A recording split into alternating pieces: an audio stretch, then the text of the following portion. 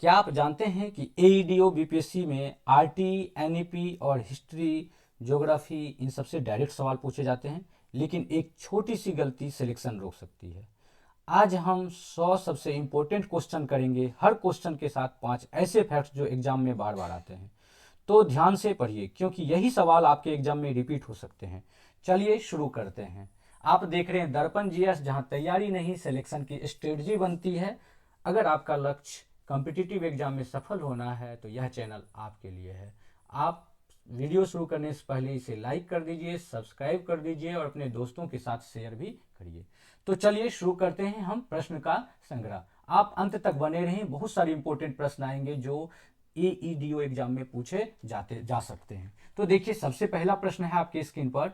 RTE अधिनियम 2009 के अनुसार कक्षा 6 से 8 यानी उच्च प्राथमिक छात्र के लिए छात्र शिक्षक अनुपात क्या होना चाहिए? आरटीई मतलब राइट टू एजुकेशन, शिक्षा का अधिकार अधिनियम। इसके तहत क्या होनी चाहिए? आंसर बताइए। बिल्कुल, इसका आंसर होगा 35:1, मतलब कि एक शिक्षक पर कितने शिक्षक पर एक शिक्षक पर कितना विद्यार्थी होना चाहिए? 35 विद्यार्थी होना चाहिए। ये किसमें? कक्षा 6 से 8 में। ध्यान रखिएगा, कक्षा 6 से 8 में। वहीं अगर 1 से 5 में पूछे आपसे तो आप कहेंगे कितना होना चाहिए? तो 5 से 8 में होना चाहिए 30:1। 30 मतलब कि एक शिक्षक पर कितने विद्यार्थी? 30 विद्यार्थी। ये ध्यान रखिएगा, क्योंकि ये अभी जो है, अभी हम देखते हैं कि टीचर शॉर्टेज जो है, टीचर की कमी एक बहुत बड़ा मुद्दा है हमारी शिक्षा व्यवस्था में, है ना। इससे क्वालिटी एजुकेशन पर बहुत सीधा प्रभाव पड़ता है। इसी को करने के लिए लाया गया। आरटी अधिनियम 2009 में आया और लागू कब हुआ? जब पूछेगा लागू, तो लागू ध्यान रखिएगा 1 अप्रैल 2010 को लागू किया गया। कब लागू किया गया? 1 अप्रैल 2010 को। अब हम अगर देखें नेक्स्ट क्वेश्चन, देखिए आरटी अधिनियम के तहत निजी स्कूलों में आर्थिक रूप से कमजोर वर्ग के बच्चों के लिए कितने प्रतिशत सीटें आरक्षित है? देखिए, किसके बारे में पूछा जा रहा है? आर्थिक रूप से कमजोर वर्ग, जो आर्थिक रूप से कमजोर हैं, ईडब्ल्यूएस, उसके बच्चों के लिए कितने प्रतिशत सीटें आरक्षित। यहां पर ईडब्ल्यूएस का मतलब यह मत समझिएगा कि जनरल से ईडब्ल्यूएस, बल्कि जितने भी समाज के तबके उनमें जो पैसे के रूप से कमजोर वर्ग है उनकी बातें की गई है आरटी में, राइट टू एजुकेशन, शिक्षा का अधिकार अधिनियम में। तो ये जो है, ये कहां पर लागू की गई है? तो ये समझिएगा प्राइवेट स्कूल में लागू की गई है। और कितने परसेंट सीट प्राइवेट स्कूल में रखा जाएगा आरक्षित उसके लिए? तो 25% सीट जो है आर्थिक रूप से कमजोर वर्ग के लिए। ये इंट्री लेवल एडमिशन में लागू की गई है। ये इसमें सरकार जो होती है उन्हें रीइंबर्स करती है, यानी कि उन्हें पैसे बाद में देती है।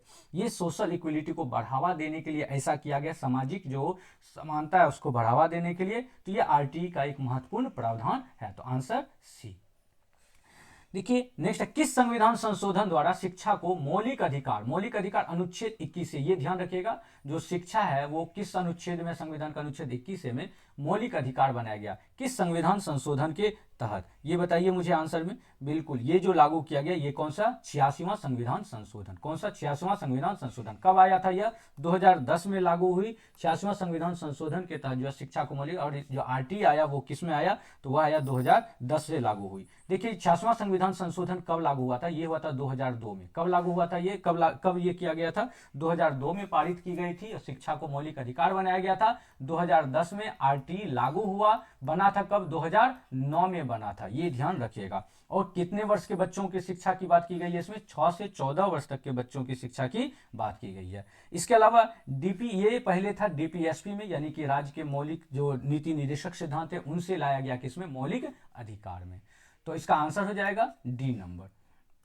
नेक्स्ट प्रश्न हम देखें तो वह है एनईपी 2020। एनईपी का मतलब न्यू एजुकेशन पॉलिसी, नई राष्ट्रीय शिक्षा नीति। ये सब पूछा जाएगा एईडीओ के एग्जाम में, ध्यान रखिएगा। ये सब काफी आप तैयारी कर लीजिए अच्छे से, ये पूछा जाएगा, बहुत इंपॉर्टेंट प्रश्न है। ये अभी चल भी रहा है, पढ़क का भी एग्जाम हुआ है यहाँ पर, जो हमारे बिहार में है पढ़क का एग्जाम हुआ है, तो इससे क्वेश्चन आएंगे ही आएंगे, उम्मीद रखिए। तो देखिए कह रहा है कि एनईपी 2020 के अनुसार पढ़क क्या है? According to NEP 2020 what is पढ़क? तो बताइए इसका आंसर क्या होगा? पढ़क क्या है? ये जो है पढ़क जो है ये क्या है? नेशनल असेसमेंट सेंटर, यानी राष्ट्रीय मूल्यांकन केंद्र है पढ़क, ठीक ना। इसमें जो है असेसमेंट स्टैंडर्डाइज किया गया है। इसमें लर्निंग आउटकम पर फोकस की गई है कि कैसे सीखता कितना है उस पर की गई है। और ये एग्जाम रिफॉर्म है। इसमें नेशनल लेवल बॉडी ये बनाया गया है एनईपी 2020 के तहत, जिसमें कि पढ़क के माध्यम से बच्चों को आंका जाएगा कि कितना उन्होंने सीखा है। नेक्स्ट प्रश्न देखिए, वह है एनईपी 2020 में एमएचआरडी, मानव संसाधन विकास मंत्रालय का नाम है ना, क्या है? पहले बदल कर क्या कर दिया गया, पहले मानव संसाधन विकास मंत्रालय था, 2020 में इसको किस नाम से किया गया, तो देखिए इसके किस नाम से किया गया, 2020 में जो बदला गया उसे कहा गया मिनिस्ट्री ऑफ एजुकेशन, शिक्षा मंत्रालय। बहुत इंपॉर्टेंट प्रश्न है, ये प्रश्न आ सकता है, ठीक ना। ये जो है सेंट्रल रोल काफी ज्यादा इससे मजबूत होती है। इसमें जो है जो ब्रिटिश सिरा था, ब्रिटिश सिरा में इसको जो था ये ब्रिटिश सिरा नाम हटाया गया मानव संसाधन विकास में, इसको क्या रखा गया, शिक्षा मंत्रालय रखा गया। इससे एजुकेशन फोकस बढ़ने की बातें की गई है। नेक्स्ट अगला देखिए, ये काफ़ी चलता है अभी, जो ट्रेनिंग वगैरह हो रही है टीचर का, उसमें पूछा जा रहा है, तो ये बीआरसी से संबंधित है, तो इसमें भी आपको क्वेश्चन पूछा जाएगा। एनईपी 2020 के तहत बुनियादी साक्षरता और संख्यात्मकता प्राप्त करने का लक्ष्य वर्ष क्या है, बताइए इसका आंसर क्या होगा। देखिए ये जो है इसका लक्ष्य वर्ष क्या है एफएलएन प्राप्त करने का, वह है कौन सा, 2025-26, बी नंबर। आंसर क्या हो जाएगा, 2025-26 जो बीती इसी में। इसमें किस चीज पर ध्यान दी गई है, ये रखा गया एफएलएन क्लास 3 तक का लक्ष्य रखा गया है, क्लास 3 तक रखा गया कि बच्चे जो है रीडिंग में, ठीक ना, जो पढ़ने किताब पढ़ने में और अंक को सीखने में, न्यूमरेसी में, है ना, रीडिंग में और न्यूमरेसी में वो अच्छे सीख सके, अंक में सीख सके। ये निपुण भारत से जुड़ा हुआ है, किससे जुड़ा हुआ है ये, तो ध्यान रखिएगा निपुण भारत से जुड़ा हुआ है। ये लर्निंग गैप जो होती है, जो सीखने की जो गैप होती है उसको खत्म करता है। और ये जो है मिनिस्ट्री ऑफ एजुकेशन का ये पहल है, शिक्षा मंत्रालय का, किसका ये पहल है, ध्यान रखिएगा पहल, तो शिक्षा मंत्रालय का पहल है, जो भारत सरकार की शिक्षा मंत्रालय है उन्हीं का पहल है एफएलएन, है ना। एफएलएन का जो हिंदी है वो क्या होगा, बुनियादी साक्षरता और संख्यात्मकता, है ना, foundational learning and numeracy. Next देखिए, नेक्स्ट हम देखते हैं वह क्या है क्वेश्चन, सर्व शिक्षा अभियान का आदर्श वाक्य क्या है, बताइए इसका आंसर। सर्व शिक्षा अभियान का आदर्श वाक्य क्या है। देखिए सामान्यतः एग्जाम में कभी कभी आंसर दे दिया जाता है सब पढ़े सब बढ़े, लेकिन ये नहीं है। अगर हम देखें ओवरऑल देखें तो यहां पर हो जाएगा शिक्षा सबका अधिकार, यानी कि एजुकेशन फॉर ऑल। आंसर कौन सा हो जाएगा, सी नंबर। ये कब सर्व शिक्षा अभियान शुरू की गई है, तो 2001 में शुरू की गई है। इससे क्या होगा, इसमें जो लक्ष्य रखा गया कि ड्रॉप आउट, जो बच्चे जो स्कूल छोड़ देते हैं जाना, उसको कम किया जाए और समावेशी शिक्षा को बढ़ावा दिया जाए। कौन सी शिक्षा को बढ़ावा देने की बात की गई है, समावेशी। इससे समग्र शिक्षा में इसी को मर्ज कर दिया गया है। तो एसएसए का जो मोटो है, जो एसएसए सर्व शिक्षा अभियान, शॉर्ट में बोलते हैं एसएसए, उसका मोटो क्या है, तो शिक्षा सबका अधिकार।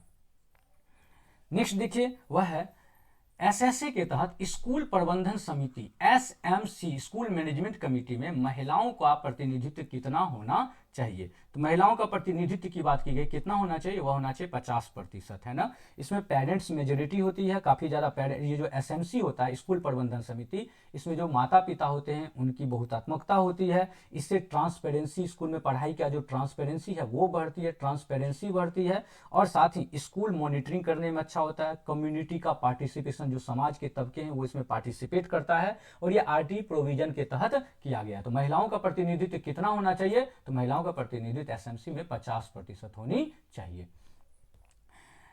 एसएसए मुख्य रूप से किस आयु वर्ग के बच्चों पर केंद्रित है, आंसर बताइए। एसएसए जो है सर्व शिक्षा अभियान मुख्य रूप से किस आयु वर्ग के बच्चों पर केंद्रित है। देखिए ये आरटी से जुड़ा है, सर्व शिक्षा अभियान, जैसा हमने कहा फ्री एजुकेशन की बातें करता है, और वो किससे जुड़ा है, किस आयु वर्ग से, 6 से 14 वर्ष से। ये 6 से 14 वर्ष के बच्चों को कंपलसरी एजुकेशन, फ्री और कंपलसरी एजुकेशन देने की बात करता है, मुफ्त एवं अनिवार्य शिक्षा। ये गवर्नमेंट का रिस्पॉन्सिबिलिटी है, और ये इनरोलमेंट जो नामांकन है, नामांकन बढ़ाने पर जोर देता है।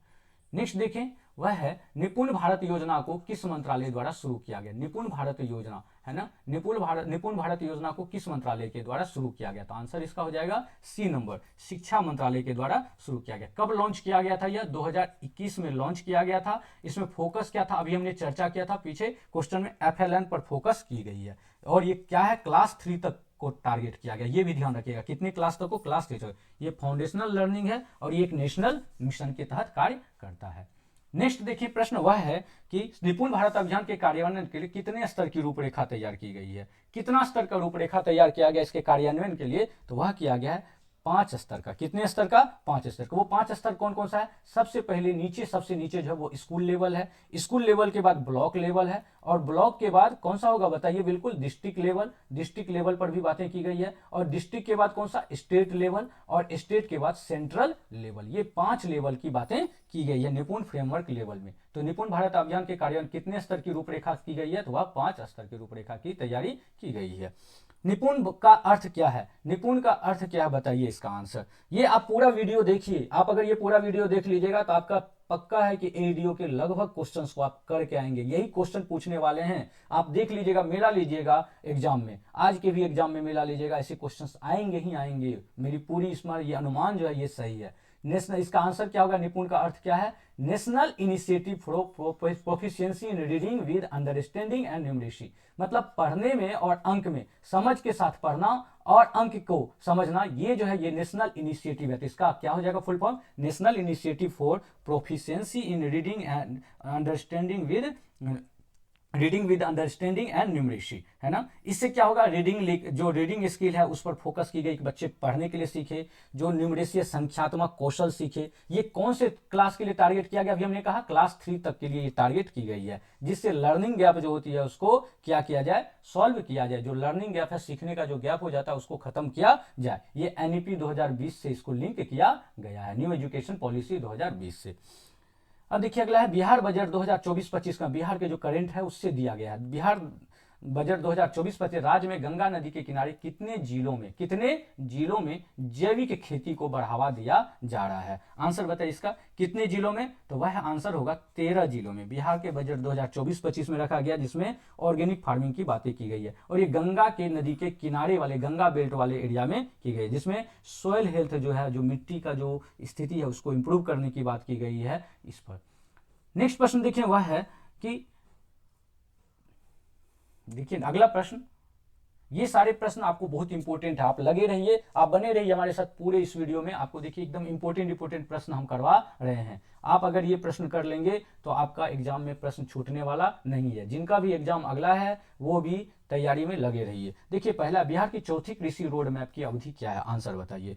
ये जो चौथी कृषि road map, fourth agriculture road map की अवधि क्या है, आंसर इसका क्या होगा, 2023 से 28। ये बिहार गवर्नमेंट का पहल है। इसमें जो है फार्मिंग जो मॉडर्नाइजेशन है, जो कह सकते हैं कि कृषि का जो आधुनिकता है उस पर काम किया गया है, जिसमें किसान के आय बढ़ाने की बातें की गई है। और इसमें कैसे किसान की आय बढ़ाया जाएगा, तो टेक्नोलॉजी का यूज किया जाएगा, सिंचाई का प्रयोग किया जाएगा, सिंचाई पर फोकस किया जा रहा है। अगले देखिए, बिहार में 1857 के विद्रोह का नेतृत्व किसने किया, बताइए जल्दी से। अगर आप ये क्वेश्चन नहीं कर पा रहे इसका मतलब आपका तैयारी बहुत अच्छा नहीं है, बिल्कुल आप बेसिक ये क्वेश्चन है, ये काफी बार बीपीएससी पूछा करता है। बिहार में 1857 के विद्रोह का नेतृत्व किसने किया, आंसर इसका क्या हो जाएगा, कुंवर सिंह। कुंवर सिंह कहाँ के राजा थे, जगदीशपुर के राजा थे, जगदीशपुर के जमींदार थे। कहाँ के जमींदार थे, जगदीशपुर के। 80 वर्ष की उम्र में ये युद्ध किया था, याद रखिएगा, ब्रिटिश को चुनौती दिया था इन्होंने, गुरिल्ला युद्ध किया था। कौन सा युद्ध, गुरिल्ला टैक्टिक इस्तेमाल किया था, और ये बिहार के बहुत बड़े नायक थे। देखिए वह इंडिका पुस्तक के लेखक कौन थे, आंसर बताइए। इंडिका पुस्तक के लेखक कौन थे, वह थे मेगास्थनीज। इंडिका पुस्तक किसने लिखा है, मेगास्थनीज ने लिखा है। और ये यूनानी राजदूत थे, कौन थे ये, यूनानी राजदूत। ये चंद्रगुप्त मौर्य के काल में उनके दरबार में आए थे। भारत का इन्होंने वर्णन किया है इस पुस्तक में, है ना, उसमें प्रशासनिक जानकारी देता है। इसका कौटिल्य के जो पुस्तक है उसका नाम क्या है, अर्थशास्त्र है, ये भी ध्यान रखिएगा। नेक्स्ट प्रश्न देखिए, हमने थोड़ी सी फास्ट कर रहे हैं ताकि आपका रिवीजन हो जाए बेहतर से, है ना। गौतम बुद्ध ने अपना प्रथम उपदेश कहां दिया था, आंसर बताइए। गौतम बुद्ध ने अपना प्रथम उपदेश कहां दिया था, वह दिया था कहां पर, ये दिया था सारनाथ में। कहां पर दिया था, सारनाथ में। ये धर्म जो प्रथम उपदेश दिया था उसको क्या कहा गया, धर्म चक्र परिवर्तन कहा गया। क्या कहा गया, धर्म चक्र परिवर्तन। ये वाराणसी के पास सारनाथ स्थित है, यहीं से बौद्ध धर्म की शुरुआत मानी जाती है, और यहीं पर अशोक स्तंभ भी रखा गया है। सारनाथ में अशोक स्तंभ है, ये एक तीर्थ स्थल है बहुत बड़ा। इसके अलावा हम अगर देखें तो लुम्बिनी जो है ये जन्म स्थान है, और कुशीनगर उनके मृत्यु स्थल है। बोध गया कौन है, जहां पर उसने ज्ञान की प्राप्ति किया था। नेक्स्ट देखिए क्वेश्चन है, सत्यमेव जयते किस उपनिषद से लिया गया, आंसर बताइए। किस उपनिषद से लिया गया, ये लिया गया मुंडकोपनिषद से। किससे लिया गया, मुंडकोपनिषद से, ए नंबर आंसर होगा। ये उपनिषद ग्रंथ है, इसमें राष्ट्रीय प्रतीक में इसको अंकित किया गया है सत्यमेव जयते को, यानी कि सत्य की जीत होगी। ये एक प्राचीन वैदिक ग्रंथ है, इसमें मोरल वैल्यू की बातें की गई है। अगला इंपॉर्टेंट प्रश्न है वह देखिए, सिंधु घाटी सभ्यता का बंदरगाह नगर कौन सा था, बताइए आंसर इसका। ये आप अगर कर लिए तो समझिए कि आपका बहुत अच्छा तैयारी है, ये बीपीएससी पॉइंट ऑफ व्यू से। बताइए इसका आंसर क्या होगा, बिल्कुल सही। सिंधु सभ्यता का बंदरगाह नगर कौन सा है, वह है लोथल। लोथल जो है ये कहां पर स्थित है, तो गुजरात में स्थित है। ध्यान रखिएगा कहां पर स्थित है, ये सभी जो है सिंधु सभ्यता का ही शहर है, लेकिन इनमें से जो बंदरगाह है, जहां पर की डॉकयार्ड, जहां पे शिप वगैरह रुकती थी, वो कौन सा जगह है, वो लोथल है। कहां पर, ये गुजरात में। ये एक बहुत बड़ा व्यापार केंद्र हुआ करता था, ये उन्नत इंजीनियरिंग को दिखाता है, तो ये ध्यान रखिएगा। नेक्स्ट प्रश्न देखिए, वह है किस शासक को भारत का नेपोलियन कहा जाता है? किस शासक को भारत का नेपोलियन कहा जाता है? आंसर बताइए। बिल्कुल इसका आंसर होगा समुद्रगुप्त। क्या हो जाएगा? समुद्रगुप्त। ये समुद्रगुप्त को, ये किसमें इसका चर्चा है? तो इसके इलाहाबाद प्रशस्ति में। किसमें है? इलाहाबाद प्रशस्ति, जो लिखी गई है इलाहाबाद प्रशस्ति, उसी में इसकी बातें की गई है ना, इलाहाबाद प्रशस्ति में। ये विजेता शासक माने जाते हैं। गुप्त काल का स्वर्ण युग इनके समय को कहा जाता है। इसमें काफी सारे जो सोने के सिक्के हैं, उनकी सोना का सिक्का पर इनके जो है चित्र अंकित है। नेक्स्ट प्रश्न देखिए, ध्यान रखिएगा, अगर आपने ये जो 20 सवाल हमने किए हैं उसको अच्छे से समझ लिया तो आपका बेस मजबूत हो गया है। आप कमेंट में जरूर बताइए कि आपका स्कोर अभी तक कितना रहा। अगले पार्ट में हम चलते हैं। आगरा शहर की स्थापना किसने की थी? आंसर बताइए। आगरा शहर की स्थापना किसने की थी? आंसर बताइए। बिल्कुल, आगरा शहर का स्थापना किसने किया था? सिकंदर लोदी ने। लोदी वंश के ये शासक थे। 1504 में इसकी स्थापना किया था लोदी। दिल्ली से राजधानी इन्होंने शिफ्ट किया था, कहाँ? आगरा, है ना। तो दिल्ली से इन्होंने राजधानी शिफ्ट कर लिया था और ये एक प्रशासनिक केंद्र हुआ करता था। मुगलों ने बाद में आगरा शहर को काफी ज्यादा विकसित किया। नेक्स्ट प्रश्न देखिए, वह है 2.5 दिन का झोपड़ा, 2.5 दिन का झोपड़ा का निर्माण किसने करवाया था? आंसर बताइए।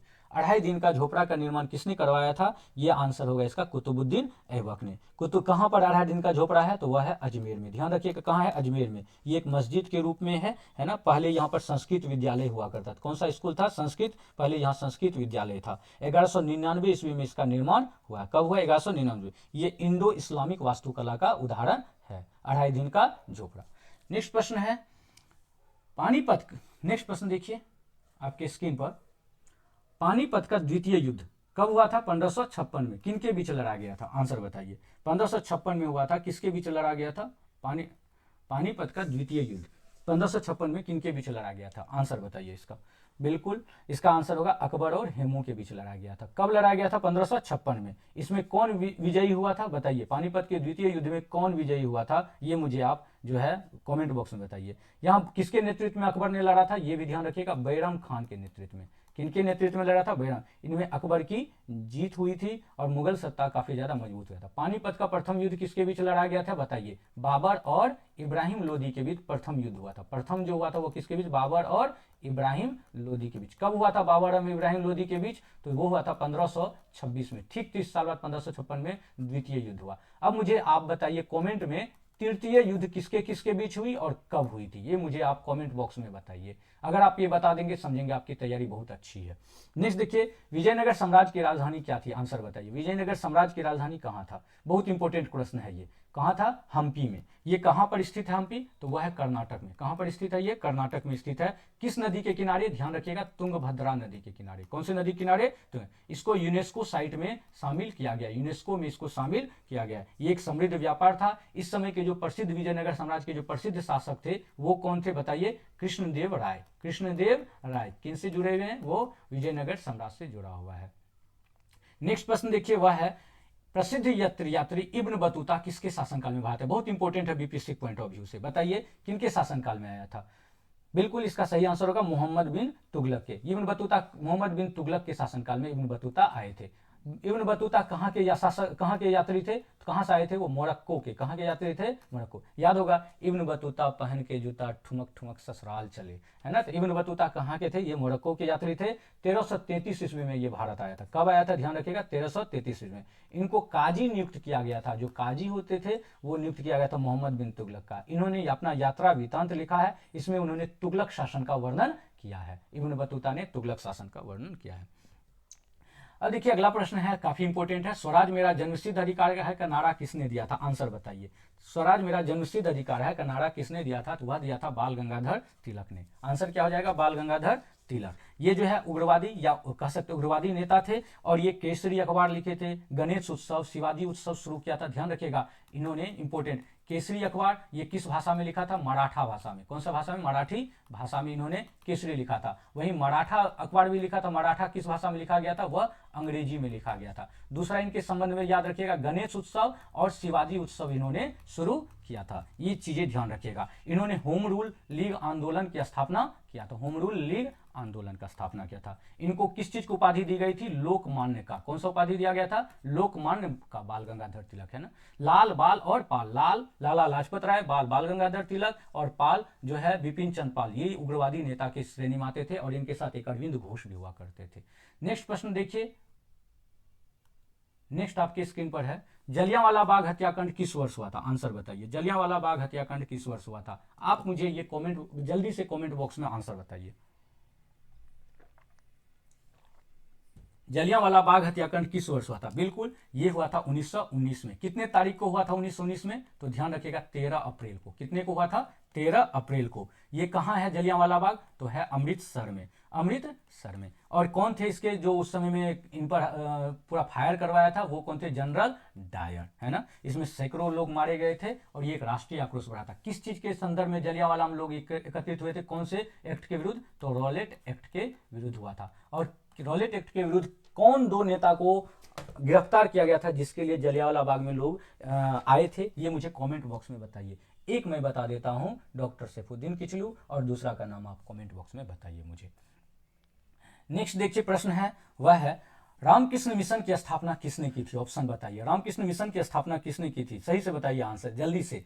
कौन होगा इसका आंसर? बिल्कुल सही, स्वामी विवेकानंद। रामकृष्ण मिशन की स्थापना कब हुई थी? तो वह हुआ था 1897 में। क्यों किया गया था? दो चीजों को बढ़ावा देने के लिए, एक सेवा करने के लिए लोगों की, और दूसरा किस चीज को? शिक्षा को बढ़ावा देने के लिए किया गया था। और ये रामकृष्ण मिशन की जो स्थापना की गई थी, तो ये किस आधार पर किया गया था? शिकागो में इन्होंने भाषण दिया था, वहां से जब आए थे 1893 में शिकागो में भाषण दिया था, जो यूएसए के शिकागो है, उसके बाद आए थे। तो उसके बाद आने के बाद भारत में इन्होंने 1897 में विवेकानंद ने रामकृष्ण मिशन का स्थापना किया। और ये वेदांत का काफी ज्यादा प्रचारक थे, युवाओं के लिए ये प्रेरणा के स्रोत माने जाते थे।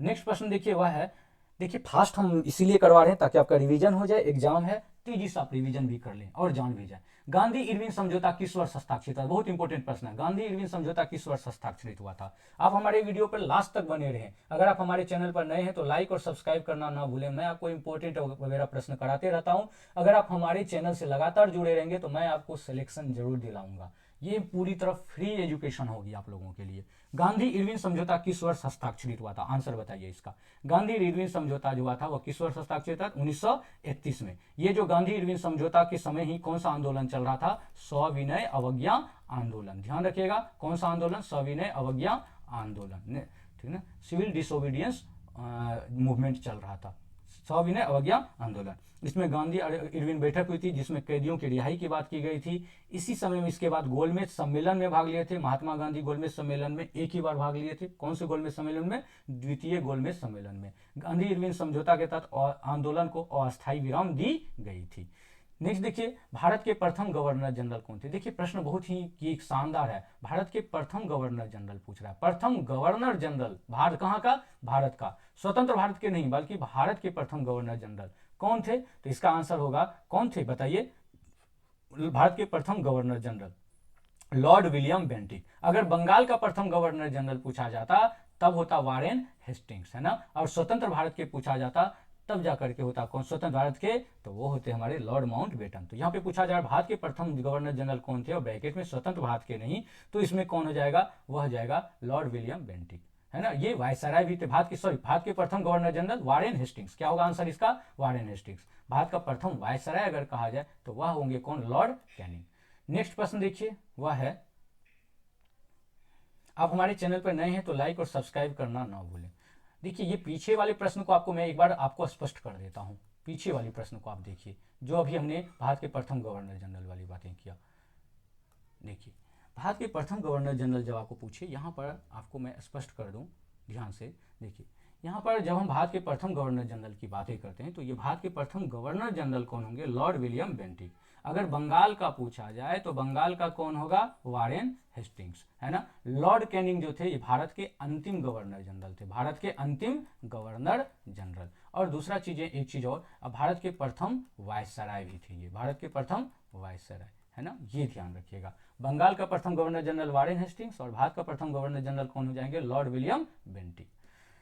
नेक्स्ट प्रश्न है, रॉकेट किस सिद्धांत पर कार्य करता है? आंसर बताइए, रॉकेट किस सिद्धांत पर कार्य करता है? बिल्कुल संवेग संरक्षण के सिद्धांत पर कार्य करता है, कंजर्वेशन ऑफ मोमेंटम पर। यह जो है न्यूटन के तीसरे नियम पर आधारित है। न्यूटन के कौन से नियम पर आधारित है? तो ध्यान रखिएगा, न्यूटन के तीसरे। इसमें तीसरा नियम क्या कहता है? हर प्रत्येक क्रिया के विपरीत क्या होती है? प्रतिक्रिया। हर एक एक्शन के अगेंस्ट क्या होता है? रिएक्शन होता है, इसी पर आधारित है। इसमें जो है स्पेस प्रोपल्सन है, प्रोपल्सन, उस पर काम किया गया है, जिसमें जो फ्यूल होती है, जो ईंधन होता है, वो थ्रस्ट करता है, धक्का मारता है, और फिर क्या होता है, वो धक्का पीछे को मारता है, जिससे कि रॉकेट आगे की ओर बढ़ता है। ये वैक्यूम में भी काम करता है, तो सी नंबर आंसर होगा। नेक्स्ट प्रश्न देखिए, वह है, नेक्स्ट प्रश्न देखिए क्या है। नेक्स्ट प्रश्न है आपके स्क्रीन पर, तारों का टिमटिमाना किस कारण से होता है? आंसर बताइए, तारों का टिमटिमाना किस कारण से होता है? तारों का टिमटिमाना बिल्कुल सही, प्रकाश के अपवर्तन से होता है। किससे होता है? प्रकाश के अपवर्तन। तारा क्यों टिमटिमाता है? ये वायुमंडलीय कारण है, वायुमंडलीय कारण है। घनत्व जैसे ही बदलता है तो क्या होता है, घनत्व बदलेगा तो वो तारों का टिमटिमाना शुरू हो जाएगा। इसमें प्रकाश, घनत्व बदलेगा, प्रकाश क्या हो जाता है, मुड़ जाता है, जो धूलकण होते हैं उसके माध्यम से। इसी कारण दूर में तारे, जो स्थित तारे होते हैं, वो फ्लिकरिंग करने लगते हैं। ये फ्लिकरिंग इफेक्ट के कारण ही तारों का टिमटिमाना होता है, तो प्रकाश का अपवर्तन। नेक्स्ट प्रश्न है, 1 हॉर्स पावर में कितने वाट होते हैं? आंसर बताइए, 1 हॉर्स पावर में कितने वाट होते हैं? आंसर इसका बताइए जल्दी से। बिल्कुल देखिए, ये पावर का यूनिट है, जो शक्ति है, शक्ति का ये यूनिट है। इसका आंसर, शक्ति का यूनिट क्या है, वह है वाट, ठीक ना। अब ये कौन सा कितना होता है, 746 वाट। तो ये इंजन को पावर देने के लिए की जाती है, जितने भी इंजन होते हैं उसको पावर देने के लिए ये की जाती है, इसका, है ना। ये कन्वर्जन यूनिट होता है। इसका कौन किया था, इसका दिया था किसने, जेम्स वाट ने, उन्हीं के नाम पर है। जो हॉर्स पावर, 1 हॉर्स पावर में कितने वाट होते हैं, तो वह होता है 746 वाट। नेक्स्ट देखिए, दाब की एसआई इकाई क्या है? बताइए आंसर। एकदम बहुत ही शानदार आसान क्वेश्चन है और इंपॉर्टेंट भी है। दाब की एसआई इकाई क्या है? पास्कल। दाब का एसआई इकाई क्या हो जाएगा? पास्कल, या इसको कह सकते हैं न्यूटन प्रति मीटर स्क्वायर, न्यूटन प्रति मीटर स्क्वायर भी, है ना। ये फ्लूइड मैकेनिक्स में काम करता है और ये प्रेशर मेजरमेंट के लिए किया जाता है। प्रेशर को अगर हम नापना होता है तो वो हम मापते हैं किसमें, पास्कल में। नेक्स्ट प्रश्न देखिए, वह है आपकी स्क्रीन पर, ध्वनि की तीव्रता मापने की इकाई क्या है? आंसर बताइए, ध्वनि की तीव्रता इकाई क्या है? ध्वनि की तीव्रता इकाई डेसिबल है। क्या है? डेसिबल। इसमें साउंड लेवल मापी जाती है, जिसमें जो है मुख्यतः जो है लॉगरिथमिक पर स्केल पर काम करता है। इसमें नॉइज पॉपुलेशन की बातें की जाती है, नॉइज पॉपुलेशन मापते हैं इससे हम, ठीक ना। ये हमारा जो सुनने की क्षमता होती है उससे संबंधित होता है। नेक्स्ट प्रश्न देखिए, वह है, आधुनिक आवर्त सारणी किसने तैयार की थी? आंसर बताइए, who prepare the modern periodic table? Answer बताइए, किसने आधुनिक आवर्त सारणी तैयार किया था? जल्दी से आंसर बताइए मुझे। बिल्कुल, आधुनिक आवर्त सारणी किसने तैयार किया था? वह मोसले थे। कौन थे? मोसले। इन्होंने एटॉमिक नंबर दिया था। इसका इस्तेमाल जो होता है एक्सरे में की जाती है, एक्सरे के एक्सपेरिमेंट में की जाती है, और ये एक मॉडर्न क्लासिफिकेशन की गई है सभी तत्वों की, है ना। ये मेंडलीव इसमें क्या किया था, मेंडलीव इसमें सुधार किया, ध्यान रखिएगा, मेंडलीव जो है उन्होंने इसमें सुधार किया है ना। लेकिन जो किसने तैयार किया था वह कौन होंगे? मोसले साहब। नेक्स्ट प्रश्न देखिए, वह है, पीतल किन धातुओं का मिश्रण है? आंसर बताइए, पीतल किन धातुओं का मिश्रण है? बिल्कुल, इसका आंसर हो जाएगा तांबा और जस्ता। पीतल किन किन से बनता है? कॉपर और जिंक के मिश्रण से पीतल बनता है, तो ये ध्यान रखिएगा। ये एक प्रकार का एलॉय है। इसका कलर कैसा होता है? इसका कलर होता है येलो कलर होता है, ये पूछा है एग्जाम में, और ये काफ़ी ज़्यादा ड्यूरेबल होता है, बहुत दिन तक ये टिकता है, और ये म्यूजिकल इंस्ट्रूमेंट में काफ़ी ज़्यादा यूज किया जाता है। ये जो कोरोजन रेसिस्टेंट है उसमें काम करता है। तो पीतल किन धातुओं का मिश्रण है? तांबा और जस्ता का। अगला देखिए, लाफिंग गैस का रासायनिक सूत्र क्या है? लाफिंग गैस का रासायनिक सूत्र बताइए, क्या होगा लाफिंग गैस का? कौन सा क्या रासायनिक सूत्र होगा? बताइए इसका आंसर। N2O, बी नंबर होगा। क्या हो जाएगा? N2O, N2O, nitrous oxide. क्या बोलते हैं? Nitrous oxide. इसका इस्तेमाल किस में किया जाता है? एनेस्थेसिया में। किसमें? एनेस्थेसिया, जो बेहोश वगैरह करने में। और डेंटल जो डॉक्टर होते हैं वो यूज करते हैं। इसके अलावा जो आपको कह सकते हैं डेंटल डॉक्टर के अलावा जो सीजर वगैरह करते हैं वो भी यूज किया करते हैं। ये कलरलेस गैस होता है। कैसा गैस होता है? ध्यान रखिएगा, कलरलेस गैस। ये भी बीपीएससी ने पूछा है, कलरलेस गैस में, है ना। तो ये लाफिंग गैस का रासायनिक सूत्र क्या होगा? Nitrous oxide. ये एक तरह से कह सकते हैं माइल्ड यूफोरिया है ना। नेक्स्ट प्रश्न देखिए, वह है, अम्ल वर्षा मुख्य रूप से किन गैसों के कारण होती है? बताइए, इनमें से कौन सी गैसों के कारण होता है? वो दो है, एक है SO2 और दूसरा है NO2, ठीक ना, सल्फर डाइऑक्साइड और नाइट्रस ऑक्साइड, इसके कारण होता है। ये पॉल्यूशन को कम करने के लिए किया जाता है। ये इंडस्ट्रियल गैसेज हैं जो हमारे इंडस्ट्री वगैरह, यानी कि जो हमारे खास करके कह सकते हैं जो फैक्ट्री वगैरह एरिया होते हैं वहाँ पे किया जाता है। ये फॉरेस्ट को डैमेज कर देता है और सॉइल में एसिडिटी काफ़ी ज़्यादा बढ़ा देता है। तो अम्ल वर्षा का मुख्य रूप से किन गैसों के कारण होता है? वो होता है इंडस्ट्रियल एरिया में ज़्यादातर होता है सल्फर डाइऑक्साइड और नाइट्रस ऑक्साइड के कारण। शुष्क बर्फ क्या है बताइए, ड्राई आइस क्या है, जल्दी से बताइए, पूछा है क्वेश्चन कितनी बार, बताइए क्या होगा शुष्क। बिल्कुल ये ठोस CO2 है, क्या है ये ठोस CO2, ठोस कार्बन डाइऑक्साइड है। ये कूलिंग एजेंट है, क्या है ये एक कूलिंग एजेंट, जिससे कि कूलिंग की जाती है, कूलिंग एजेंट के रूप से भी इसे जाना जाता है। ये फॉग इफेक्ट पैदा करता है, जो फॉग होती है हमारे यहाँ वो फॉग है, ये -78 डिग्री सेल्सियस तक पर जाकर के बनता है। इसमें जो है ये कोई लिक्विड स्टेज नहीं है, ध्यान रखिएगा इसमें कोई नहीं होता है। तो शुष्क बर्फ क्या है, ठोस कार्बन डाइऑक्साइड। अगर आपने अभी तक ये सारे सवाल पूरे कर लिए हैं तो आपका जीके बहुत स्ट्रांग हो चुका है। अब हम अगले भाग के लिए बढ़ते हैं, चलिए शुरू करते हैं। देखिए अगला प्रश्न क्या है, मानव शरीर की सबसे छोटी हड्डी कौन सी है, आंसर बताइए।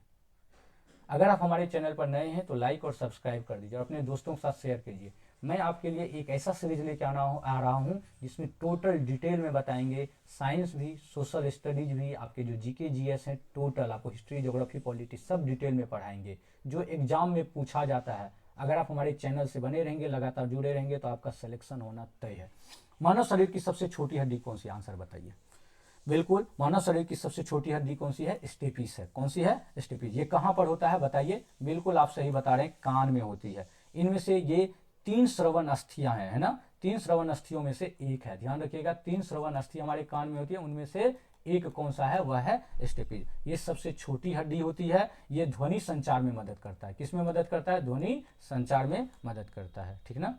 तो ये जो 3 है वो कौन कौन से, हैमर है, इसके अलावा एनविल है और स्टीरअप सिस्टम है, ये 3 चीजों पे बड़ा काम करता है। स्टेपीस, मानव शरीर की सबसे छोटी हड्डी कौन सी है, तो वह है स्टेपीस। मानव शरीर की सबसे बड़ी हड्डी आप बताइए कमेंट बॉक्स में, कौन सा है। रक्त का थक्का जमने में कौन सा विटामिन सहायक होता है, बताइए। रक्त का जो थक्का क्लॉटिंग बन जाता है, जो ब्लड क्लॉटिंग होती है, उसमें कौन सा विटामिन सहायक होता है। बिल्कुल इसका आंसर होगा विटामिन के, काफी बार बीपीएससी में पूछा गया, विटामिन के। विटामिन के जो है वह रक्त के थक्का जमने में क्या करता है, मदद करता है, ध्यान रखिएगा। जो रक्त का थक्का जमने में मदद कौन करता है, तो वह है विटामिन के। कौन सा होगा, विटामिन के। ये क्लोटिंग फैक्टर बनता है, ये लीवर में करता है काम, कहाँ पर करता है, ये लीवर में कार्य करता है। ये घाव भरने में मदद करता है, इसके कमी से क्या हो जाएगा, इसकी कमी से ब्लीडिंग काफ़ी ज़्यादा होने लगता है ना। तो ये फैट सोल्यूबल विटामिन भी इसको कहते हैं, जो फैट है, फैट सोल्यूबल विटामिन, कौन क्या कहते हैं इसको, फैट सोल्यूबल विटामिन भी इसे कहते हैं, फैट सोल्यूबल विटामिन, ध्यान रखिएगा। नेक्स्ट प्रश्न देखिए, वह है आपके स्क्रीन पर, कोशिका का पावर हाउस किसे कहा जाता है, जल्दी से, ये बहुत आसान क्वेश्चन है, अगर आप ये प्रश्न कर दिए तो इसका मतलब आपका तैयारी बहुत अच्छा है। कोशिका का पावर हाउस किसे कहा जाता है, माइटोकॉन्ड्रिया को, ठीक ना, किसे कहा जाता है, माइटोकॉन्ड्रिया। ये एनर्जी प्रोडक्शन करती है, ये एनर्जी प्रोडक्शन करता है, और ये डबल मेम्ब्रेन में स्थित होता है, इसी में मौजूद होता है DNA मौजूद होता है ना। ये सेल रिस्पायरेशन के लिए भी काफी ज्यादा क्या है, मदद करता है, सेल रिस्पायरेशन इसी से होती है ना, सेल रिस्पायरेशन, है ना। सेल में जो सेल जो श्वसन लेती है कोशिका, उनसे संबंधित है। नेक्स्ट प्रश्न है, इंसुलिन की कमी से कौन सा रोग होता है, बताइए। अगर आप ये प्रश्न कर दिए तो इसका मतलब आपका तैयारी बहुत अच्छा है, बताइए क्या होगा इसके, इंसुलिन की कमी से कौन सा रोग होता है, बिल्कुल सही, डायबिटीज। क्या होता है, डायबिटीज, मधुमेह होता है ना। ये कहां पर ये होता है इंसुलिन, पैनक्रियाज में, हमारे जो बॉडी का पैनक्रियाज होता है, पैनक्रियाज हार्मोन है ये, है ना। ये ब्लड शुगर को इंसुलिन क्या करता है, कंट्रोल करता है। इसमें 2 टाइप होता है, एक होता है टाइप 1 और एक होता है टाइप 2, ध्यान रखिएगा, टाइप 1 और टाइप 2 टाइप होते हैं। ये लाइफ स्टाइल डिजीज है, ये इंसुलिन इंजेक्शन के द्वारा इसको कंट्रोल किया जाता है अगर किसी को इंसुलिन की कमी हो जाए। और एक चीजें और ध्यान रखिएगा, जो डायबिटीज है, डायबिटीज को कहा जाता है घुट घुट के मरने वाली बीमारी, है ना। तो ये घुट घुट के मरने, क्यों, क्योंकि वो ना अच्छे से खाना खा सकता है, ना जीवन अच्छे से जी पाता है, बड़ी मुश्किल होती है ये जीवन। इसीलिए हमें अच्छे से एक्सरसाइज वगैरह करना चाहिए, अपने लाइफ स्टाइल को बेहतर करना चाहिए। नेक्स्ट प्रश्न है, मानव रक्त का पीएच मान कितना होता है, आंसर बताइए। मानव रक्त का पीएच मान कितना होता है, बताइए।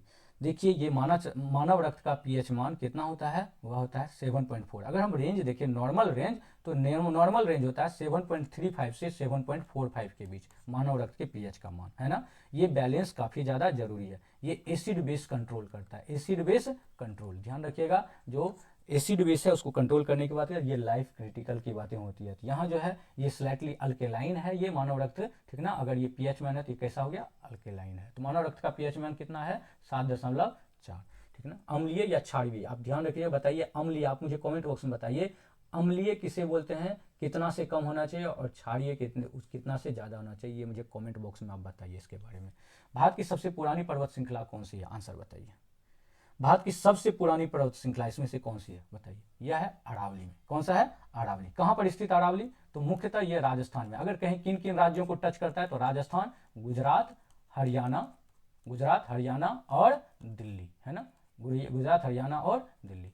अच्छा मुझे एक बात और बताइए, अरावली की सबसे ऊंची चोटी कौन सी है बताइए आप। अरावली की सबसे ऊंची चोटी कौन सी है, वो है कौन सी, गुरु शिखर। कितना इसका हाइट है गुरु शिखर का, 1722 मीटर, है ना, 1722 मीटर गुरु शिखर। कहाँ पर स्थित है, किस जिला में, मुझे ये बताइए। बहुत पुरानी है, ये क्षरण से काफी नीचे तक है। ये कहाँ से कहाँ तक फैला है, तो यह गुजरात से लेकर के दिल्ली तक फैला हुआ है। नेक्स्ट प्रश्न देखिए, वह है दक्षिण भारत की गंगा किस नदी को कहा जाता है। देखिए एग्जाम आपका है नजदीक है, इसीलिए मैं फास्ट करा रहा हूं, नहीं तो मैं सभी ऑप्शन को पूरे अच्छे से क्लियर करता। आपके लिए मैं वो भी सीरीज लेकर आ रहा हूं जो एग्जाम में पूछेगा। आप हमारे चैनल पर बने रहें, मैं वह भी बताऊंगा कि आज के एग्जाम में क्या क्या पूछा गया है, उस पर भी आएंगे। दक्षिण भारत की गंगा किस नदी को कहा जाता है, बताइए आंसर। दक्षिण भारत की गंगा किस नदी को कहा जाता है, वह है गोदावरी। ये सबसे लंबी प्रायद्वीपीय नदी है। कहाँ से निकलती है, महाराष्ट्र के नासिक से निकलती है। और कहाँ गिरती है, ये बंगाल के खाड़ी में गिरती है। ध्यान रखिएगा, बंगाल की खाड़ी में गिरती है। ये धार्मिक महत्व का है। ये गोदावरी बेसिन यहाँ का सबसे बड़ा है। तो दक्षिण भारत की गंगा किसे कहा जाती है, लंबाई करने से कहा जाता है वह गोदावरी नदी को। बताइए नेक्स्ट प्रश्न आपके स्क्रीन पर क्वेश्चन है, क्षेत्रफल के दृष्टि से भारत का सबसे बड़ा राज्य कौन सा है, बताइए आंसर। मैं ये काफी बार पढ़ा चुका हूं, आप मेरे चैनल पर ज्योग्राफी वगैरह में भी देख सकते हैं। क्षेत्रफल के दृष्टि से, किसके दृष्टि से पूछ रहा है, क्षेत्रफल भारत का सबसे बड़ा राज्य कौन सा है, राजस्थान। आंसर क्या हो जाएगा, राजस्थान। राजस्थान जो है ये कितना है, 342,239 स्क्वायर किलोमीटर में फैला हुआ है। यहीं पर राजस्थान में कौन सा है, थार मरुस्थल, जो काफी जो है विरल जनसंख्या यहाँ पर पाई जाती है। पश्चिम भारत में स्थित है। ये पर्यटन के लिए काफी प्रसिद्ध जगह है, थार मरुस्थल। तो क्षेत्रफल के भारत का सबसे बड़ा राज्य कौन सा है, वह है राजस्थान। अब ये मुझे बताया भारत का सबसे छोटा राज्य क्षेत्रफल के आधार पर कौन सा है, कमेंट बॉक्स में बताइए। चिल्का झील भारत के किस राज्य में स्थित है, बताइए। चिल्का झील, चिल्का झील जो ये खारे पानी की झील है। कौन सी है, खारे पानी, जो नमकीन पानी होता है समुद्र से निकला है वो पानी की झील है। कहाँ पर स्थित है, ये उड़ीसा में झील है। ये लेगुन टाइप है, ध्यान रखिएगा कैसा है, ये लेगुन टाइप का झील है। यहाँ पर प्रवासी पक्षी आया करते हैं। और ये रामसर साइट में भी इसको शामिल किया गया, रामसर जो साइट है उसमें शामिल किया गया। मछली उत्पादन यहाँ पर काफी ज्यादा होता है। नेक्स्ट प्रश्न देखिए, वह है भारत का एकमात्र सक्रिय ज्वालामुखी कहाँ स्थित है, बताइए इसका आंसर। भारत का एकमात्र सक्रिय ज्वालामुखी कहाँ स्थित है, कहाँ स्थित है, ये बिल्कुल आप सही बता रहे हैं। भारत का सक्रिय ज्वालामुखी कहाँ पर स्थित है एकमात्र, वह है बैरन द्वीप में। कहाँ पर है ये, बैरन द्वीप। कहाँ है ये, अंडमान निकोबार में। कहाँ पर स्थित है ये, अंडमान निकोबार द्वीप समूह में स्थित है। भारत का एकमात्र एक्टिव वॉल्केनो है। ये प्रशांत रिंग ऑफ फायर के पास ही स्थित है, एक तरह से कह सकते हैं। ये हाल में सक्रिय है। ये निर्जन द्वीप है, यहाँ पर लोग बहुत कम रहते हैं। तो भारत का एकमात्र। भारत का सुसुप्त ज्वालामुखी कौन सा है, आपसे ये भी पूछ सकता है, तो वह है कौन सा, नारकोंडम। अगला देखिए, भारत के किस राज्य में सबसे लंबी तटरेखा है, आंसर बताइए। भारत के किस राज्य में सबसे लंबी तटरेखा है, भारत के किस राज्य में, वह गुजरात में। आपको लगता है आंध्र प्रदेश, बहुत लोग को आंसर करके आ जाते हैं। गुजरात जो है जिगजैग स्टाइल में है, घुमा हुआ है ना, जिगजैग स्टाइल में जो है उसका घुमा हुआ है, इसीलिए ये सबसे लंबी तटरेखा हो जाती है। आपको लगता है ये छोटा सा, ये कच्छ क्षेत्र में स्थित है। ये 1600 किलोमीटर कोस्ट लाइन है इसका, ठीक ना। ये गुजरात का जो लंबी तटरेखा है। नेक्स्ट प्रश्न देखिए, वह है जिम कॉर्बेट नेशनल पार्क किस राज्य में स्थित है, आंसर बताइए। जिम कॉर्बेट नेशनल पार्क किस राज्य में स्थित है, यह भारत का पहला राष्ट्रीय उद्यान है। ये बात ध्यान रखिएगा, भारत का प्रथम राष्ट्रीय उद्यान कौन सा है, वह है जिम कॉर्बेट नेशनल। इसको कब स्थापित किया गया, वह 1936 में स्थापित किया गया है। ये प्रोजेक्ट टाइगर के लिए प्रसिद्ध है। किसके लिए, प्रोजेक्ट टाइगर के लिए प्रसिद्ध है। और ये किस नदी के किनारे, रामगंगा नदी के किनारे है। ये भी ध्यान रखिएगा, पूछा जाता है काफी बार, है ना।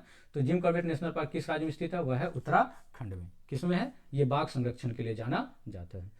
नेक्स्ट देखिए, भारत में सर्वाधिक वर्षा वाला स्थान मासिनराम किस राज्य में, आंसर बताइए। मासिनराम किस, विश्व में सर्वाधिक, जो विश्व में सर्वाधिक वर्षा की बात कर सकते हैं, केवल भारत ही नहीं बल्कि विश्व में भी, वह किस राज्य में स्थित है।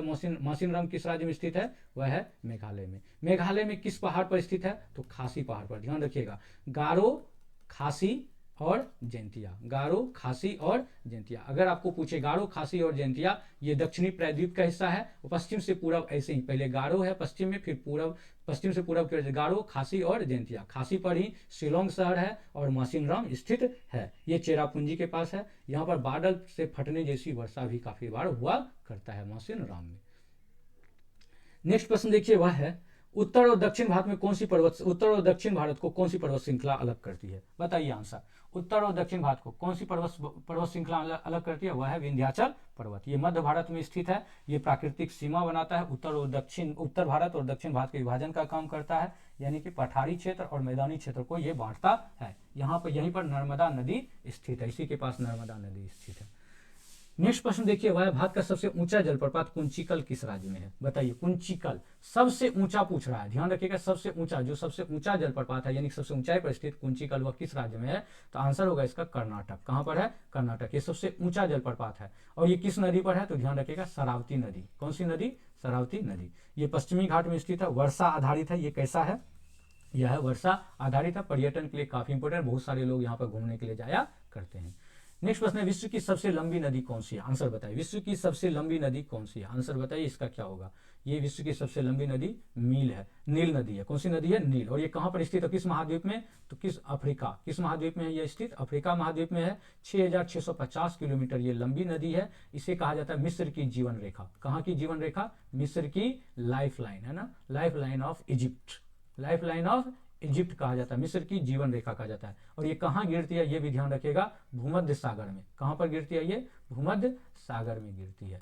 विश्व की सबसे लंबी नदी, अगर पूछे विश्व की सबसे बड़ी नदी कौन सी है, तो विश्व की सबसे बड़ी नदी कौन सी है? अमेजन नदी, जो कहां पर स्थित है? दक्षिण अमेरिका में अमेजन नदी, है ना, ये ध्यान रखिएगा। नेक्स्ट प्रश्न देखिए, अगला है, अंध महाद्वीप किसे कहा जाता है? डार्क कॉन्टिनेंट किसे कहा जाता है? अंध महाद्वीप, बताइए। अंध महाद्वीप कहा जाता है अफ्रीका को। किसे कहा जाता है? अफ्रीका को। ये पुराना नाम है अंध महाद्वीप इसका, है ना, डार्क कॉन्टिनेंट। ये जो है ये अज्ञात क्षेत्र है, यहाँ पर काफी ज्यादा जंगल हुआ करता था, संसाधन में ये समृद्ध क्षेत्र था। जंगल होने के कारण इसे एक तरह से यहाँ के बारे में ज्यादा जानकारी नहीं थी, इस वजह से इसे अंध महाद्वीप कहा जाता है। यहाँ पे अलग अलग प्रकार की जलवायु है, यहाँ पर उपनिवेशवाद की स्थिति काफी ज्यादा रहा है। नेक्स्ट प्रश्न देखिए, वह है,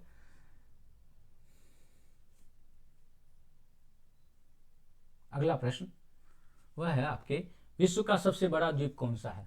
बताइए आंसर। विश्व का सबसे बड़ा द्वीप कौन सा है? बिल्कुल सही, विश्व का सबसे बड़ा द्वीप कौन सा है? ग्रीनलैंड है। कौन सा है? ग्रीनलैंड। ग्रीनलैंड किसके अधीन है? ध्यान रखिएगा, डेनमार्क के अधीन है। किसके अधीन है? डेनमार्क के अधीन है। यहाँ पर जो है ये कौन से क्षेत्र में पाया जाता है? आर्कटिक क्षेत्रों में, सबसे ऊपर उत्तर में पाया जाता है, आर्कटिक क्षेत्रों में पाया जाता है। ये बर्फ से ढका हुआ क्षेत्र रहता है, इसीलिए यहाँ पर जो जनसंख्या है, आबादी है, वो बहुत कम पाया जाता है। ये सबसे लार्जेस्ट आइलैंड है। अगर आपको पूछे कि विश्व की सबसे बड़ी नदीय द्वीप कौन सी है, तो वो कौन सी है? बताइए आप मुझे कमेंट बॉक्स में। जो ब्रह्मपुत्र नदी में स्थित है, असम के ब्रह्मपुत्र नदी में कौन सा द्वीप है, मुझे कमेंट बॉक्स में जरूर बताइएगा। देखिए, ये क्वेश्चन भी काफी बार पूछा जाता है। नेक्स्ट प्रश्न देखिए, किस देश को उगते सूरज की भूमि कहा जाता है? किस देश को उगते सूरज की भूमि कहा जाता है? आंसर बताइए। किस देश को उगते सूरज की भूमि कहा जाता है? बिल्कुल सही, जापान को उगते सूरज की भूमि कहा जाता है। ये पूर्वी एशिया में स्थित है, यहाँ से ही सूर्योदय होती है, पूरब से पश्चिम सूर्य का उदय होता है, इसीलिए यहाँ पर पहली बार जब उगती है तो हम उन्हें कहते हैं उगते सूरज की भूमि कहा जाए। ये एक द्वीपीय देश है, इसका राजधानी जापान का कहाँ है, मुझे कॉमेंट बॉक्स में बताइए। अगर आप हमारे चैनल पर नए हैं तो लाइक और सब्सक्राइब जरूर कर दीजिए। अंत तक देखिए वीडियो को, आपको बहुत सारी चीजें, नए नए फैक्ट्स मिलेंगे जो एग्जाम के लिए बहुत इंपॉर्टेंट है। नेक्स्ट प्रश्न देखिए, वह कौन सा, विश्व का सबसे गहरा महासागर कौन सा है? आंसर बताइए। विश्व का सबसे गहरा महासागर कौन सा है? वह होगा प्रशांत महासागर। यहाँ पर कौन सा सबसे गहरा है? Mariana trench. क्या नाम है जगह? Mariana trench. मैरियाना ट्रेंच की गहराई कितनी है, मुझे कमेंट बॉक्स में बताइए। मैं आपको करीब करीब बता देता हूँ, 11,000, चलिए बता ही देता हूँ, 11,033 मीटर, है ना, गहराई है। ये रिंग ऑफ, प्रशांत महासागर को रिंग ऑफ फायर भी कहा जाता है ना, ये ध्यान रखिएगा। नेक्स्ट प्रश्न देखें, पनामा नहर किन दो महासागरों को जोड़ती है? आंसर बताइए। पनामा नहर किन दो महासागरों को जोड़ती है? बिल्कुल सही, अटलांटिक और प्रशांत महासागर को जोड़ती है। पनामा नहर किसको? अटलांटिक और प्रशांत महासागर। ये मध्य अमेरिका में स्थित है। यहाँ से जाने के लिए, जो अटलांटिक से प्रशांत जाने के लिए पनामा नहर जो होता है, ये जहाजों का समय बचा देता है। ये एक वैश्विक व्यापारिक मार्ग है और ये कृत्रिम नहर है, ये बनाया गया है, ये प्राकृतिक नहीं है बल्कि बनाया गया है। नेक्स्ट प्रश्न एक आप जरूर इंपॉर्टेंट रखिए, स्वेज नहर और हॉर्मुज, ये दोनों को अच्छे से कर लीजिएगा क्योंकि ये काफी अभी चर्चा में रहा है। अगला प्रश्न है, विश्व की सबसे ऊंची पर्वत चोटी माउंट एवरेस्ट किस देश में, बताइए माउंट एवरेस्ट किस देश में स्थित है। काफी इंपॉर्टेंट प्रश्न है ये। बिल्कुल सही, नेपाल में स्थित है। कहाँ स्थित है, नेपाल में। इसकी हाइट कितनी है, 8,848 मीटर है, ठीक ना। ये 8,848 मीटर है, कभी कभी 8,850 भी आपको आंकड़ा में दे देता है। ये जो है भारत नेपाल के सीमा एरिया में स्थित है। ये पर्वतारोहण के लिए बहुत प्रसिद्ध है। भारत की सबसे ऊंची पर्वत चोटी बताइए कौन सी है, कमेंट बॉक्स में बताइए। भारत की सबसे ऊंची पर्वत चोटी कौन सी है। सहारा मरुस्थल किस महाद्वीप में स्थित है, आंसर बताइए। सहारा मरुस्थल जो सबसे बड़ा गर्म मरुस्थल भी है, किस महाद्वीप में स्थित है, वह है अफ्रीका महादेश में, है ना। यहाँ पर बहुत कम वर्षा होती है, तापमान यहाँ बहुत ज्यादा अधिक होती है, यहाँ पर बहुत रेत के बड़े बड़े टीले पाए जाते हैं। नेक्स्ट प्रश्न देखिए, वह है विश्व का सबसे बड़ा कॉफी उत्पादक देश कौन सा है, आंसर बताइए। विश्व का सबसे बड़ा कॉफी उत्पादक देश वह कौन सा है, वह है ब्राजील। कौन सा है, ये विश्व में पहला स्थान रखता है। ये उष्णकटिबंधीय यहाँ जलवायु पाई जाती है, इसलिए यहाँ पे काफी ज्यादा जो होता है कॉफी का उत्पादन होता है। यहाँ पे कॉफी जो है कौन से प्रकार का कॉफी का ज्यादा उत्पादन होता है, तो ध्यान रखिएगा अरेबिक। कौन सा कॉफी, अरबिक कॉफी का उत्पादन होता है। ये अर्थव्यवस्था में, ब्राजील की अर्थव्यवस्था में काफी बड़ा योगदान देता है। तो इसका सबसे बड़ा कॉफी उत्पादक देश ब्राजील। नेक्स्ट है सुंडा जलडमरू मध्य, बताइए किन के बीच स्थित। अगर आप ये प्रश्न कर दिए तो आपका बहुत अच्छा है तैयारी। बताइए सुंडा जलडमरू मध्य किन के बीच स्थित है, आंसर बताइए। बिल्कुल सही, जावा और सुमात्रा के बीच स्थित है ना। ये कहां पर है, ये इंडोनेशिया में है। कहां पर है ये, ध्यान रखिएगा, इंडोनेशिया में स्थित है। इंडोनेशिया में। देखिए आपको मैं केवल 100 क्वेश्चन नहीं दे रहा हूँ, 500 क्वेश्चन का आपको इसमें मिल रहा है। हर प्रश्न को मैं आपको फैक्ट के साथ बता रहा हूँ। ये एक ज्वालामुखी क्षेत्र है, ये समुद्री मार्ग में स्थित है, ये रणनीतिक महत्व के लिए बहुत इंपॉर्टेंट है। और ये किस महासागर में है, ध्यान रखिएगा, प्रशांत महासागर में। किसमें है ये, प्रशांत महासागर में स्थित है। नेक्स्ट प्रश्न बताइए, संविधान सभा ने राष्ट्रीय ध्वज को कब अपनाया था, बताइए आंसर। संविधान सभा ने राष्ट्रीय ध्वज को कब अपनाया था, आंसर बताइए इसका। बिल्कुल सही, 22 जुलाई 1947 को, है ना। और राष्ट्रीय ध्वज हमारा कौन सा है, तिरंगा, तिरंगा, है ना। इसमें मुझे बताइए कलर ऊपर से नीचे कौन कौन सी होती है। ये अपनाया गया था 22 जुलाई 1947, यानी स्वतंत्रता से पहले ही अपनाया गया था राष्ट्रीय प्रतीक के रूप में। नेक्स्ट प्रश्न देखिए, वह है भारतीय संविधान का कौन सा अनुच्छेद समान नागरिक संहिता, काफी अभी करेंट में रहा है ये चर्चा, समान नागरिक संहिता से संबंधित है। कौन सा अनुच्छेद समान नागरिक संहिता से संबंधित है, ये जो है राज्य के नीति निर्देशक तत्व से संबंधित है। और वो राज्य के नीति निर्देशक तत्व कौन सा, अनुच्छेद 44 से संबंधित है, समान नागरिक कानून, है ना। ये राज्य सभी धर्मों पर समान रूप से कानून लागू करने की बातें किया है। लागू नहीं हुआ अभी तक, लेकिन इसकी बातें की जाती है, इस पर कानून बनाया जाना चाहिए। नेक्स्ट है भारतीय संविधान की आत्मा किसे कहा जाता है, आंसर बताइए। भारतीय संविधान की आत्मा, देखिए भारतीय संविधान की आत्मा कहा जाता है अनुच्छेद 32 को। भीमराव अंबेडकर उन्होंने कहा था प्रस्तावना को भारतीय संविधान की आत्मा, लेकिन अनुच्छेद 32 जो है ये भारतीय संविधान की आत्मा कही जाती है, हार्ट एंड सोल कहा जाती है। इसमें सुप्रीम कोर्ट को अधिकार दिया गया है कि जो रिट है, रिट के माध्यम से भारतीय संविधान की रक्षा कर सके। इसलिए भारतीय संविधान का संरक्षक कहा जाता है सुप्रीम कोर्ट को। फंडामेंटल राइट्स को प्रोटेक्शन देने की बातें करता है आर्टिकल 32 में। नेक्स्ट है पंचायती राज व्यवस्था लागू करने वाला पहला राज्य कौन सा था। पहला पंचायती राज व्यवस्था लागू करने वाला पहला राज्य कौन सा था, बिल्कुल सही, राजस्थान। राजस्थान में कब लागू किया गया था, 1959 में। राजस्थान के कहां से, तो नागौर से। कहां से किया गया था, यह नागौर से किया गया था। किस कमेटी के रिपोर्ट पर, तो ध्यान रखिएगा बलवंत राय मेहता समिति, बहुत इंपॉर्टेंट प्रश्न है, बलवंत राय मेहता समिति के नाम पर किया गया था। ये ग्रामीण शासन को काफी ज्यादा बढ़ावा देता है। कितने स्तर की बात की गई है, 3 स्तरीय की बात की गई है, 3 स्तरीय। अशोक मेहता कमेटी 2 स्तरीय पंचायत समिति की बात, पंचायत की बात करता है, पंचायती राज व्यवस्था की। वहीं बलवंत राय मेहता समिति 3 स्तरीय की बात किया है। इससे लोकतंत्र काफी ज्यादा मजबूत बनता है।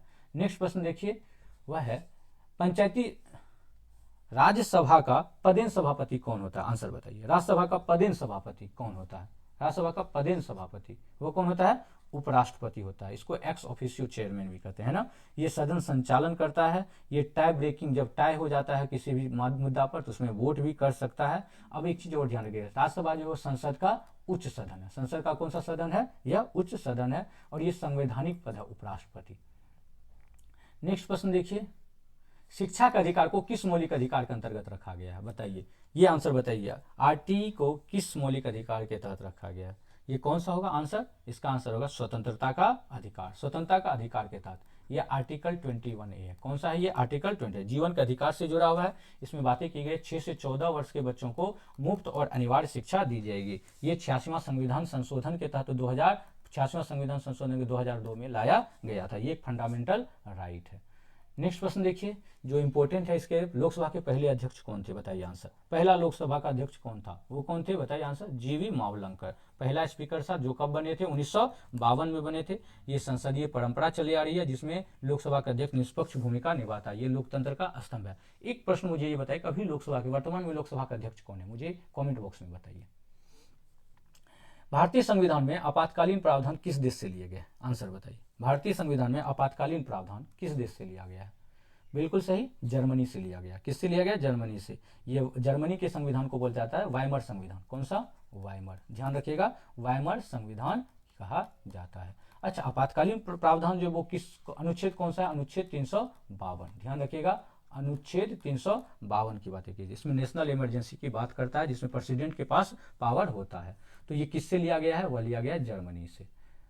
अगर आप अगला प्रश्न कर देते हैं तो बहुत अच्छी आपकी तैयारी। बताइए मुख्यमंत्री की नियुक्ति कौन करता है, बताइए, बहुत खुआ वाला क्वेश्चन है। मुख्यमंत्री की नियुक्ति कौन करता है, आंसर बताइए इसका। मुख्यमंत्री जो होते हैं ये राज्य के प्रमुख होते हैं, बहुमत दल के नेता होते हैं, और इनको जो होता है कौन शपथ दिलाता है, तो वो दिलाता है कौन, राज्यपाल। तो मुख्यमंत्री की नियुक्ति कौन करता है, राज्यपाल, है ना। ये एक संवैधानिक पद है, ये केंद्र सरकार के प्रतिनिधि के रूप में आता है। इनका चुनाव नहीं होता, मुख्यमंत्री की चुनाव होता है लेकिन राज्यपाल का चुनाव नहीं होता। तो मुख्यमंत्री की नियुक्ति कौन करता है, वह राज्यपाल करता है। नेक्स्ट प्रश्न देखिए, संविधान के किस भाग को भारत का मैग्ना कार्टा कहा जाता है, बताइए किस भाग को भारत का मैग्ना कार्टा कहा जाता है।